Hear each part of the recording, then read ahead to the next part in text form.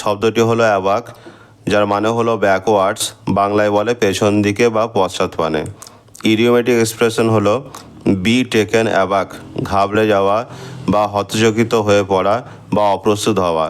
এর idiomatic expression বা idiomatic phrase এটি বহুল প্রচলিত, এটি বেশি ব্যবহৃত হয়। এটিকে আমরা বেশিরভাগ ক্ষেত্রে প্যাসিভ ভয়েসে ইউজ করে থাকি। এক্সাম্পলটা হচ্ছে he was taken aback by sudden noise, হঠাৎ আওয়াজে সে ঘাবড়ে গিয়েছিল। I was taken aback by her positive reaction to my suggestion, আমি যে প্রস্তাবটাকে দিয়েছিলাম তার পজিটিভ রিয়াকশন দেখে আমি অবাক হয়েছিলাম বা আমি ঘাবড়ে গিয়েছিলাম। এর সিনোনিম দুটি আছে, একটা হচ্ছে ব্যাকওয়ার্ডস বা বিহাইন্ড ওয়ান, আর অ্যান্টোনিম হলো ফরওয়ার্ডস অথবা অনওয়ার্ডস অথবা অ্যাহেড।